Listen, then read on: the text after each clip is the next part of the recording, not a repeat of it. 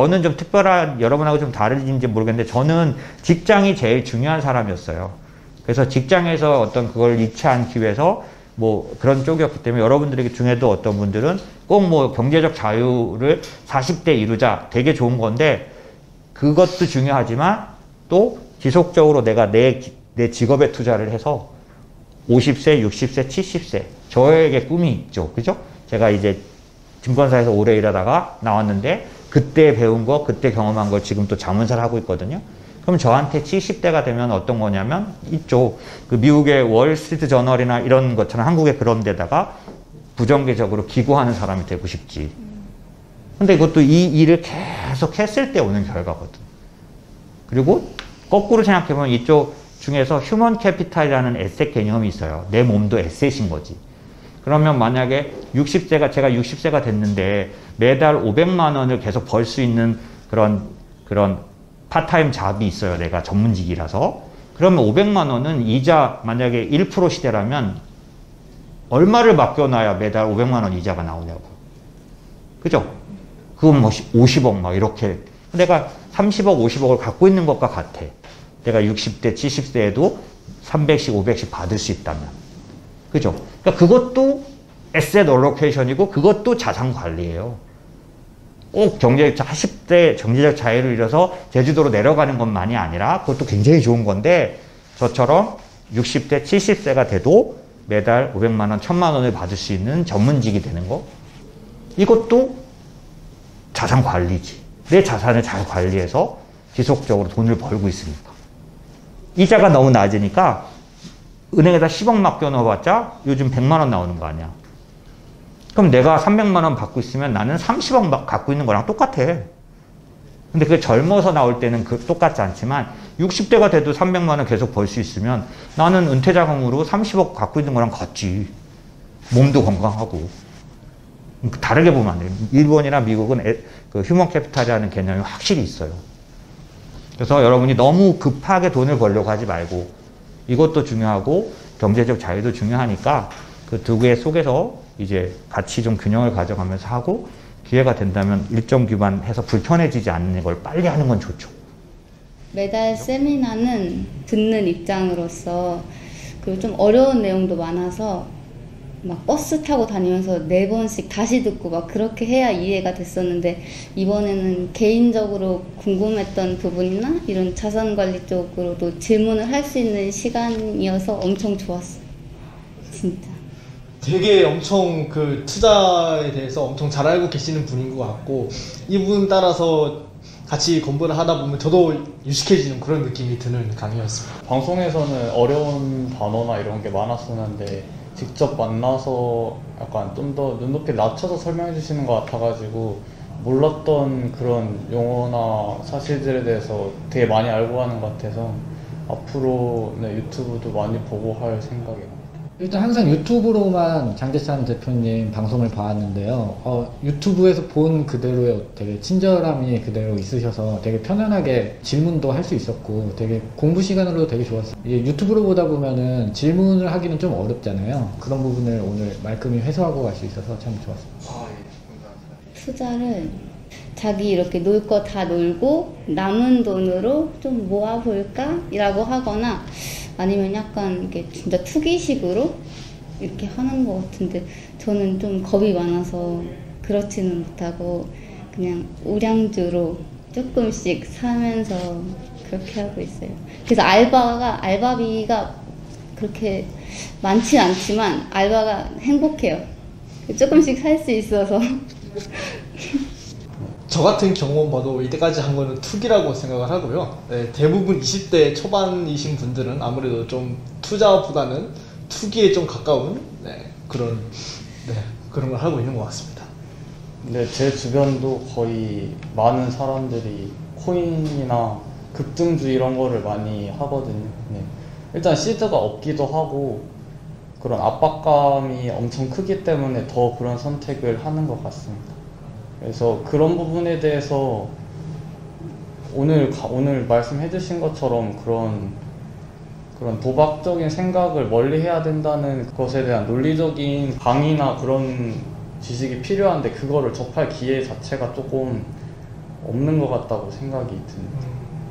그 30대에 이게 네. 투자란 필수죠. 필수요. 인생이고 집 사야죠. 주변에 보면 네. 투자에 대해서 어떻게 생각하시는 것 같아요? 요즘은 이제 다 해야 한다는 인식이 갖고 계신 것 같아요. 그래서 30대들은 사실 직장인이다 보니까 좀 출퇴근 시간에 공부도 다 하시고 계신 것 같고, 많이 이제 좀 공부로서 접근하는 분도 많아지신 것 같고.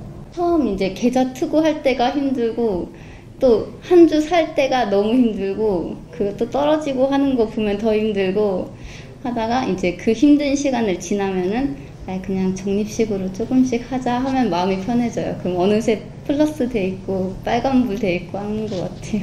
주변에서 느껴지기에 변화가 좀 커지고 있는 것 같아요. 저는 과거에는 저조차도 주식은 좀 도박이다 막 이런 식으로, 왜냐면 주변에서 하도 그런 얘기를 듣고, 솔직히 부모님 세대 때는 그런 경우도 되게 많았었기 때문에, 잘 안 되신 분들 그런 걸 보고 자라서 좀 편견을 갖고 자랐는데, 공부를 하다 보니까 그런 게 아니구나, 이것도 인과가 분명히 존재하는 것이고 그 사이클과 그런 것을 잘 알고 자기가 이해를 하면 충분히 정말 투자로서, 공부로서 접근할 수 있는 학문이라는 걸 제가 이제 장재찬 대표님을 보면서 깨닫게 된 거예요.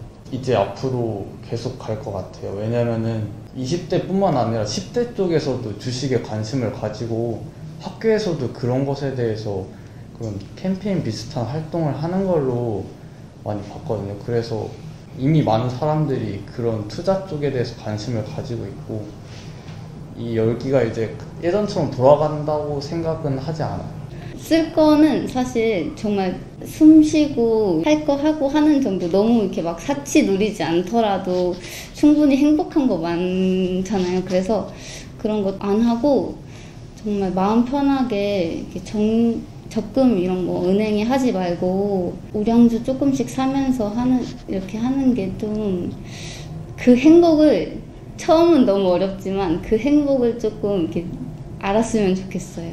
일단은 큰 시황을 보통 이제 다 설명을 해주시는 거잖아요. 그러니까 꼭 들어야 된다고 생각을 하거든요. 왜냐면은 안갯길처럼 이제 코스피나 뭐 세계 시황이 어느 정도 그래도 이제 지도가 있어야지 내가 하나의 기업을 투자한다 하더라도 그래서 전망이 살아 있다는 것을 본인이 확신을 할 수 있어야지 이제 투자를 믿고, 이게 삼성이 떨어지든 뭐가 떨어지더라도 가져갈 수 있는 건데, 시장 자체가 아예 안갯길이면은 그거 자체가 저는 뭐 진짜 신앙적인 믿음 투자가 아닌 이상 사람이 그럴 수 없다고 보거든요. 그래서 공부를 하셔서 이제 투자 전문 장 대표님이 큰 시황을 많이 통계를 통해서 근거로 알려주시니까 그걸 보면서, 시황을 보면서 이제 접근하시면 주식 투자에 되게 좋은 것 같습니다. 앞으로 사실 매번 이렇게 세미나나 이렇게 영상 올려주시는 거 보면은 어떻게 이런 인사이트를 가지고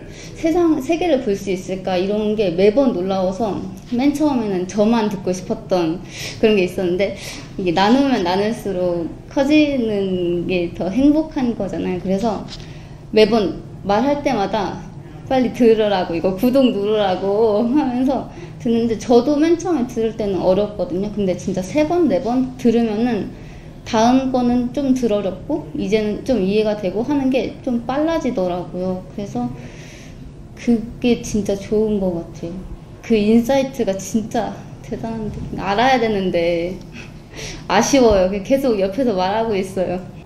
건강한 투자를 하기 위해서 고객을 유치하는 그런 증권사 입장이 아니라 정말 지식의 전달을 위한 그런 기회가 20대들이나 처음 주식을 시작하는 사람들한테 좀 더 주어졌으면 좋겠다고 생각합니다. 투자를 하는 데 있어서 올바른 투자 습관을 들일 수 있게 이런 회사에서 많은 노력을 해줬으면 좋겠다라는 생각이 큽니다. 네. 다른 유튜브들은 사실은 기업에 초점을 맞추던지, 되게 단기적인, 지금 뭐 인플레이션이 올라왔으니까 이런 단기적인 분석에 굉장히 초점이 보통 맞춰져 있는데, 사실 장 대표님은 작년 중순부터 올해 거의 말까지의 이런 어떤 플랜을 거의 꾸준히 하면서 조금 이제 시향에 따라 바꾸면서 이렇게 계속 비전을 보여주시면서 왔거든요. 제가 그 점을 되게 좋아했던 거라서, 인모스트는 정말 지도다, 투자 지도다. 저 저 책처럼 정말 지도를 보고 투자하는 것 같은 느낌을 주는 그런 게 있어요. 저 같은 경우는 이제 고정 소득이 없고 약간 그 모아둔 돈도 많이 없는데 이제 이런 20대 초중반이 가져야 될 투자 방향이 시드머니를 만드는 거가 가장 중점 과제가 되는 게 맞아요. 근데 시드머니는 아까 말씀하신 저축이라고 말하면 기존엔 다 은행에다 하는 거여서 이제 그렇게 말하면 그런 건 아니고 이제 적립식 적금, 이제 적금도 전부 ETF에다 하시는 게 좋고, 예, 말씀드린 것처럼 그렇다고 해서 갑자기 시드머니를 1억을 목표로 채웠어요. 근데 지금 내가 매달 할 수 있는 저축 금액이 월 30밖에 안 돼. 그러면 30만 원 저축해가지고 1억을 어떻게 레버리지로 만들 거야. 그러니까 요 사이에서 그래서 코인 가고 자꾸 그러는 거라고. 그거는 방법이 아닌 거예요. 자기에게 정해진 환경이 있잖아요. 그 환경 내에서 시드머니를 만들기 위한 최대한의 그런 계획을 짜는 거예요. 내가 매달 그래도 그 방법이 이거 아니야. 내가 지금 기본적으로 30만 원 저축할 수 있는데 내가 뭘 안 하고 자꾸 이렇게 하면은 50만 원 할 수 있어. 이게 시드머니를 만드는 사람의 기본적인 차이죠. 뭘 안 해야만 될 수 있는 게 시드머니예요. 할 거 다 하고 생기는 건 시드머니가 아니야. 그러니까 지금 시드머니를 만드는 거, 이런 거 얘기를 할 때 우리는 내가 당연히 누려야 할 걸 안 누리는 거예요. 지금 한국에서 생활하기 참 어려운 게 3만 불 시대가 되다 보니까 1년에 한 번 해외여행은 가야 하고 뭐 이런 것들이 있어. 이거 맞춰서 살다 보면 시드머니 못해. 뭐 급여 얼마 받는다고. 저 급여 꽤 높았거든요. 뭐 애들 뭐 이렇게 사교육비 쓰고 뭐 여행 한 1년에 한 번 가면은 못 모아. 돈 그렇게 많이 받아도 받는 것 같아도 사실 굉장히 생활비가 많이 들어가요, 한국에. 왜냐면 이게 수준이 높아져서. 근데 그거 다 맞춰 살면서는 못하는 게 시드머니예요. 그래서 본인이 딱 봤을 때 뭐를 포기하고 뭐를 안 해야만 생기는 게 시드머니. 내가 그걸 어떻게 강요해, 근데. 근데 아까 말했듯이 그렇게 모아놓으면 어떤 일이 생기냐? 직장 처음 들어가서 얼마 지나지 않아서 95년도인가 어떤 사람이 저한테 동료가 말했다니까?